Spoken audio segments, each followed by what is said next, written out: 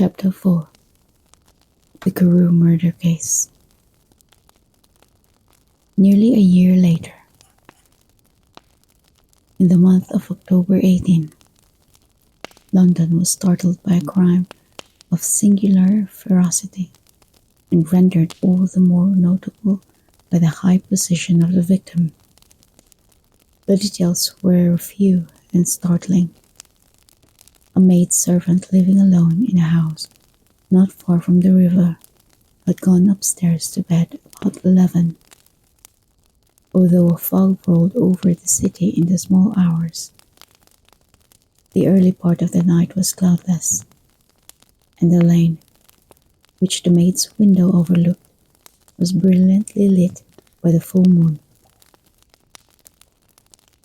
It seemed she was romantically given, for she sat down upon her box, which stood immediately under the window, and fell into a dream of musing.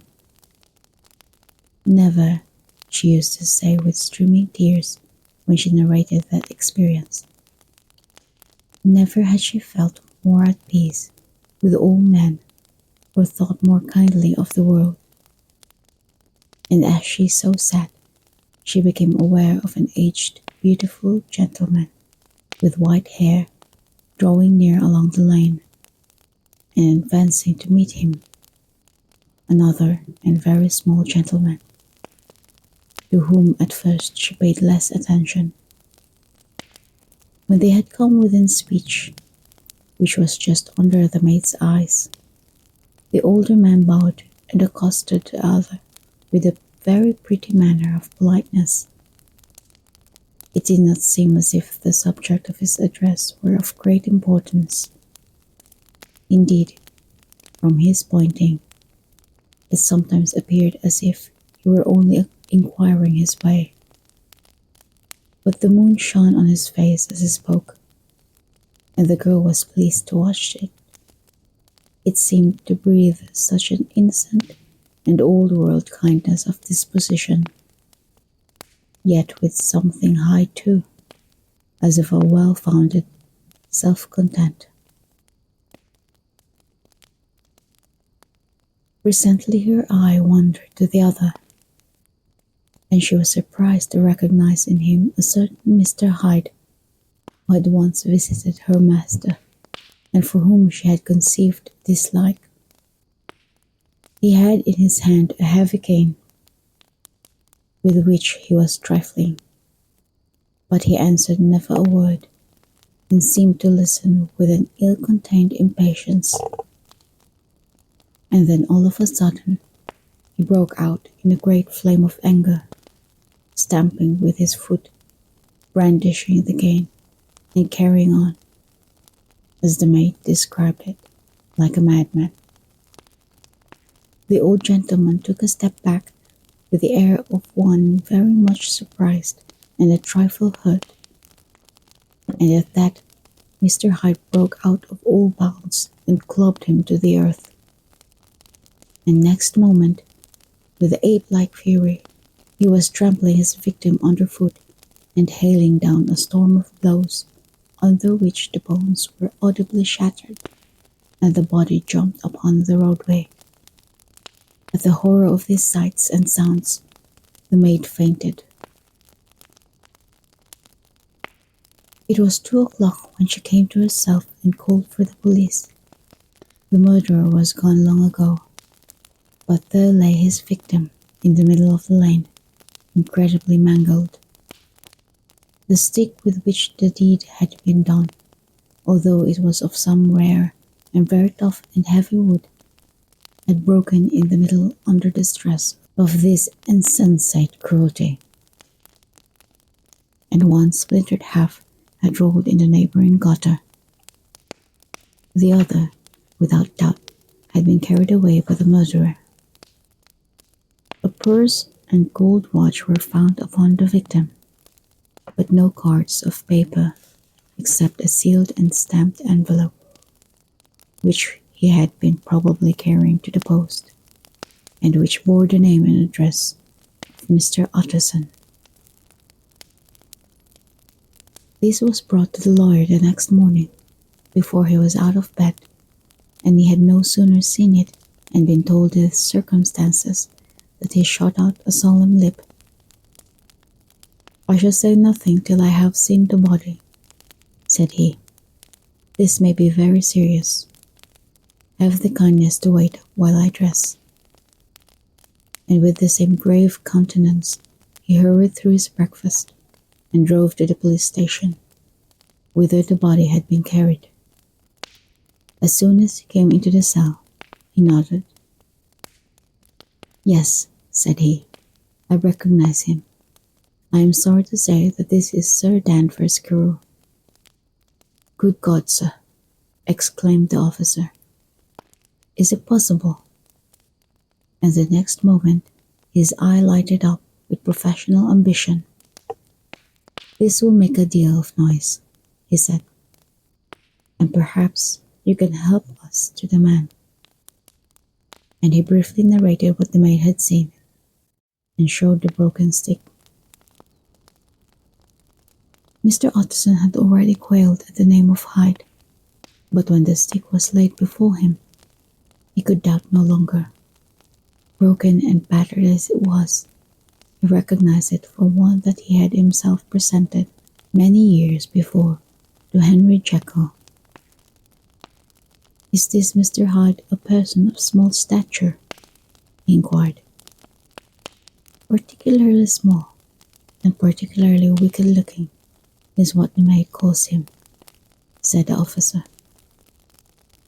Mr. Utterson reflected, and then, raising his head, "If you will come with me in my cab," he said, "I think I can take you to his house." It was by this time about 9 in the morning, and the first fog of the season. A great chocolate-colored pall lowered over heaven, but the wind was continually charging and routing these embattled vapors, so that as the cab crawled from street to street, Mr. Utterson beheld a marvelous number of degrees and hues of twilight. For here it would be dark, like the back end of evening, and there would be a glow of a rich, lurid brown, like the light of some strange conflagration. And here, for a moment, the fog would be quite broken up, and a haggard shaft of daylight would glance in between the swirling wreaths. The dismal quarter of Soho seen under these changing glimpses, with its muddy ways, and slatternly passengers, and its lamps, which had never been extinguished, or had been kindled afresh to combat this mournful re-invasion of darkness, seemed, in the lawyer's eyes, like a district of some city in a nightmare. The thoughts of his mind, besides, were of the gloomiest dye, and when he glanced at the companion of his drive, he was conscious of some touch of that terror of the law and the law's officers, which may at times assail the most honest. As the cab drew up before the address indicated, the fog lifted a little and showed him a dingy street, a gin palace, a low French eating-house, a shop for the retail of penny numbers and two-penny salads. Many ragged children huddled in the doorways, and many women of many different nationalities passing out, key in hand, to have a morning glass.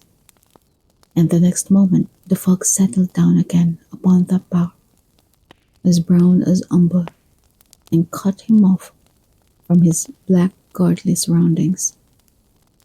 This was the home of Henry Jekyll's favourite, of a man who was heir to £250,000 sterling. An ivory-faced and silvery-haired old woman opened the door. She had an evil face, smoothed by hypocrisy, but her manners were excellent. "Yes," she said, This was Mr. Hyde's, but he was not at home. He had been in that night very late, but he had gone away again in less than an hour.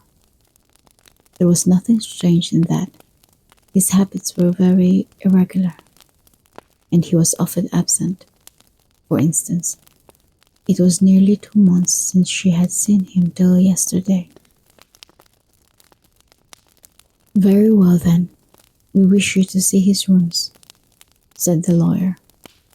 And when the woman began to declare it was impossible, I had better tell you who this person is, he added. This is Inspector Newcomen of Scotland Yard. A flash of odious joy appeared upon the woman's face. Ah, said she. He is in trouble. What has he done? Mr. Utterson and the inspector exchanged glances. You don't seem a very popular character, observed the latter.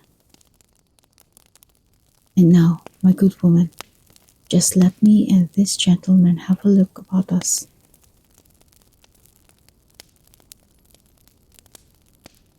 In the whole extent of the house, which but for the old woman remained otherwise empty, Mr. Hyde had only used a couple of rooms, but these were furnished with luxury and good taste. A closet was filled with wine, the plate was of silver, the napery elegant, a good picture hung upon the walls, a gift, as Utterson supposed, from Henry Jekyll, who was much of a connoisseur. And the carpets were of many plies and agreeable in colour. At this moment, however, the rooms bore every mark of having been recently and hurriedly ransacked. Clothes lay about the floor, with their pockets inside out. Lock-fast drawers stood open, and on the hearth there lay a pile of grey ashes, as though many papers had been burned. From these embers, the inspector disinterred the butt end of a green cheque-book, which had resisted the action of the fire. The other half of the stick was found behind the door, and as this clenched his suspicions, the officer declared himself delighted.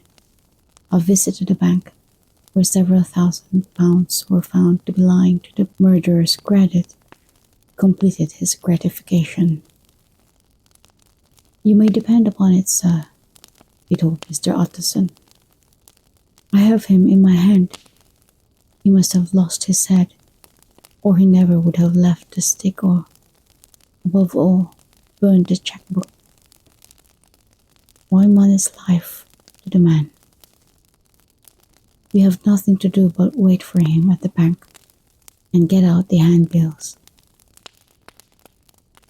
This last, however, was not so easy of accomplishment, for Mr. Hyde had numbered few familiars.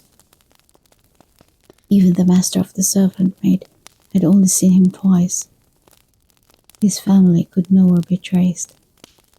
He had never been photographed, and the few who could describe him differed widely, as common observers will.